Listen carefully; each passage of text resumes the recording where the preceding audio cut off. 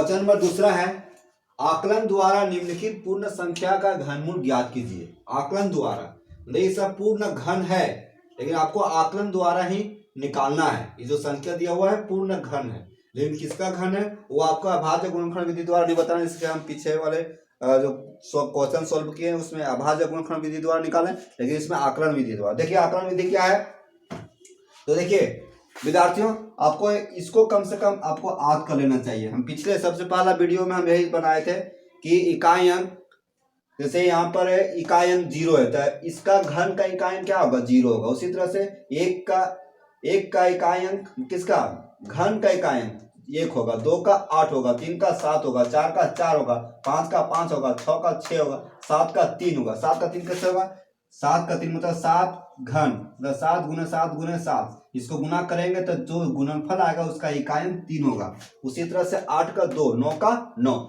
ये याद रहेगा तो आपको बनाने में कोई दिक्कत नहीं होगा, कोई तकलीफ नहीं होगा, कोई बीमारी नहीं होगा। सारा क्वेश्चन सॉल्व आसानी से हो जाएगा। तो देखिए क्वेश्चन है पहला 1313। देखिए ये पहले दाग लगा हुआ, अब इसको देखिए, इसको दो समूह में बांटेंगे।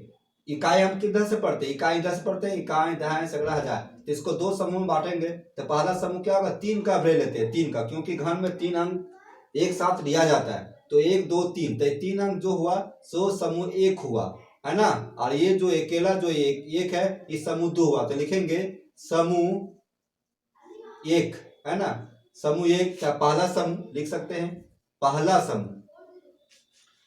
समूह लिखिए चाहे समूह 1 लिखिए, बतिया एक ही हुआ है ना। लिखिए पहला समूह कितना है, पहला समूह 300, एकदम आसानी से बनाते हैं, आराम से बनाते हैं, 331। पहला समूह क्या है 331। तो पहला समूह का इकाई अंक कितना है, लिखेंगे पहला समूह का इकाई अंक कितना 1 है, यहाँ 1 है ना, इकाई अंक यही 1 होगा।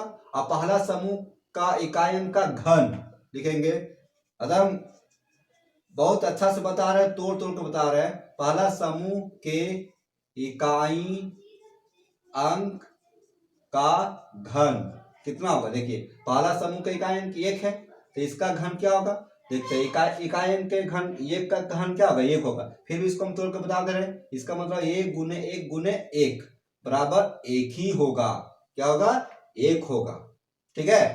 तो इसका 1 हुआ। अब दूसरा समूह क्या है, दूसरा समूह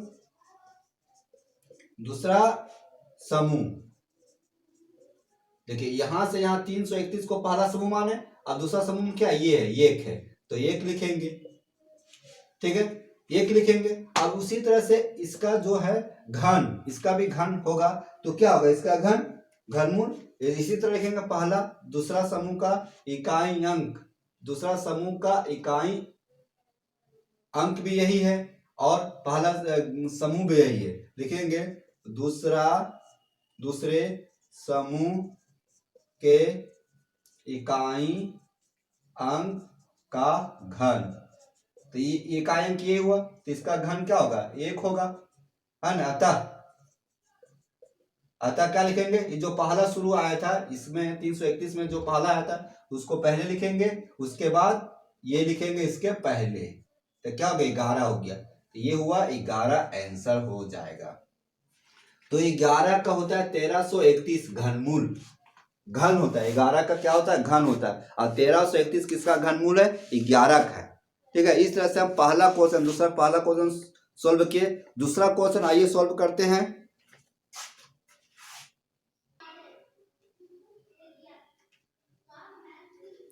देखिए दूसरा क्वेश्चन है 68 59। क्या क्वेश्चन है 68 59। तो पहला समूह क्या होगा, ये देखिए यहां से यहां तक पहला समूह हो जाएगा, और ये जो होगा दूसरा समूह, ये पहला समूह ये हो जाएगा और ये दूसरा समूह ये होगा, बांट दिए। तो पहला समूह क्या होगा 859, ठीक है। पहला समूह का इकाई अंक कितना होगा, इकाई अंक लिखेंगे, इकाई अंक, तो पहला समूह का इकाई अंक क्या, ये इकाई हुआ 9 होगा ना, ये 9 होगा तो 9, ठीक है। पहला समूह के इकाई अंक का घनमूल, देखिए 9 हुआ तो 9 का घनमूल क्या होता है 9 होगा, इकाई घनमूल क्या है? इकाई अंक का घनमूल। मतलब इसको तोड़ेंगे 9 गुने 9 गुने 9, 9 गुने 9 गुने 9, तो 9 9 81 गुने 9 करेंगे, 9 एकम 9 बात है 729 आया। 729 में से इकाई क्या होगा? 9 आया। इस 9 आया ना, 729 आया, तीनों इकाई अंक। पहले समूह के इकाई अंक का घनमूल का इकाई अंक, घनमूल का इकाई अंक, यानी तो घन का इकाई अंक लिख सकते हैं।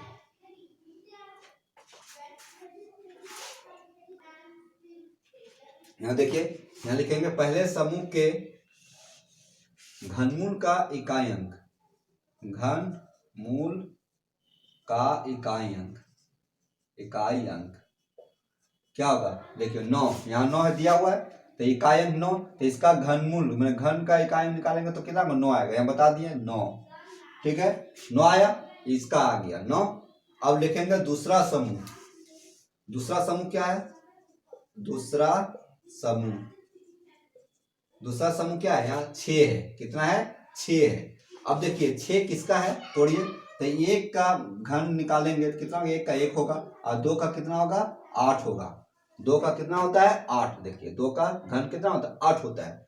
अब यहाँ देखेंगे तो ये 8 तो नहीं है, 8 तो यहाँ 6 है, तो 2 से कम वाला घन है तो 1 हो जाएगा।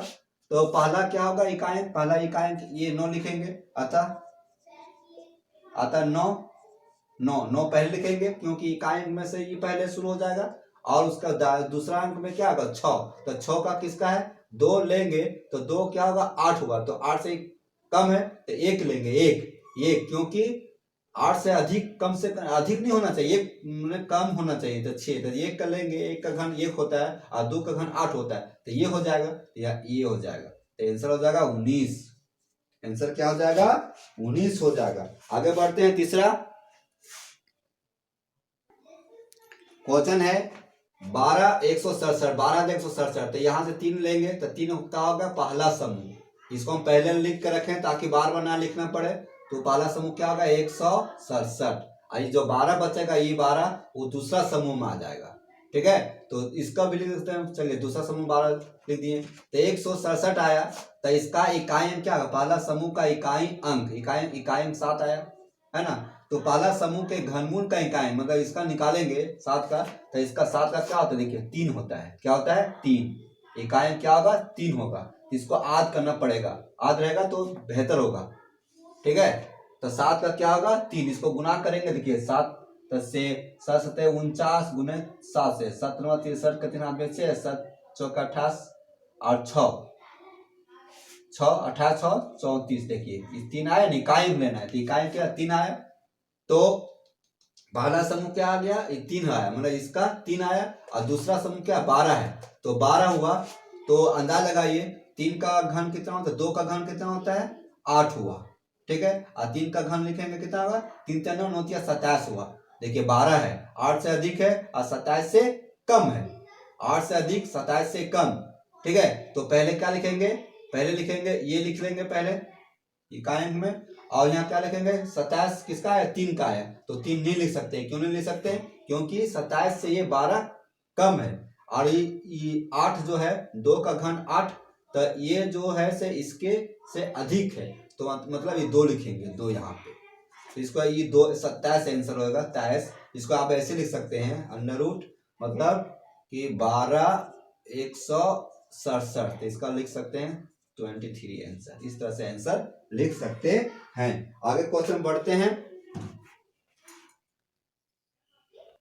क्वेश्चन देखिए 32,768 है, तो यहां से यहां तक एक समूह लेंगे और इधर 32 जो होगा दूसरा समूह हो जाएगा। तो पहला समूह क्या हो जाएगा? 768, और दूसरा समूह क्या लिखते हैं यहाँ पे?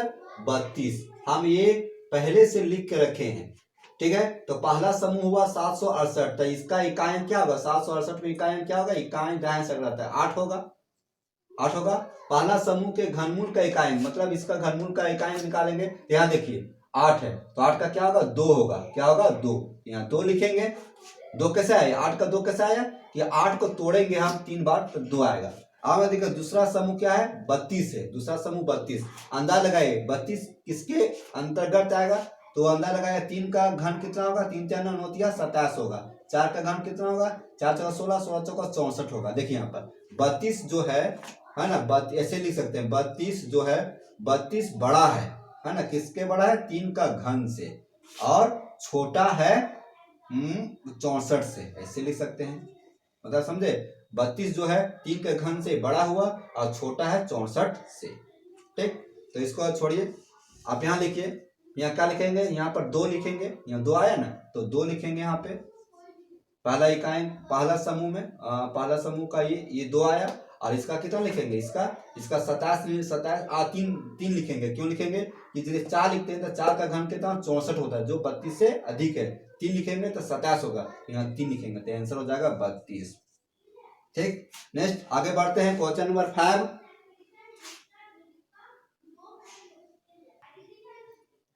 चलिए क्वेश्चन तैयार हो गया। 35,937 है, तो ये आधा, ये जो 3 अंक लेते हैं पहला समूह हो जाएगा 937, और दूसरा समूह क्या होगा 35, ये दूसरा समूह हो जाएगा 35। चलिए लिख दिए, पहला समूह कितना है 937, तो इसका इकाई कितना आएगा 7 होगा। अब इसका पहला समूह के घनमूल का इकाई का 7, यहाँ देखिए 7 का क्या होगा 3 होगा, इसको आध कर लीजिएगा, 7 का 3।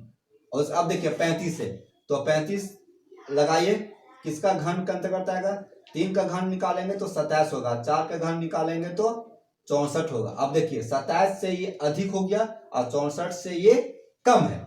ठीक है, तो आता है आंसर क्या हो जाएगा, तो ये पहले 3 लिखेंगे, पहला समूह का ये 3 आया तो इकाई अंक में लिखेंगे, और दूसरा समूह दहाई अंक में, मान लो यहाँ से इसको इकाई अंक लेते हैं, वंश लेते हैं, ये हो गया टेंस हो जाएगा, वंश टेंस। ठीक है, तो इकाई दहाई, तो इकाई में 3 और दहाई में क्या होगा 64 के जगह पर 4 नहीं लिखेंगे क्योंकि 64 से ही कम है, तो 3 लिखेंगे, 3 तो 33 आंसर हो जाएगा। इस तरह से क्वेश्चन नंबर 2 भी सोल्व हो गया, एकदम चुटकियों में सोल्व हो गया। अब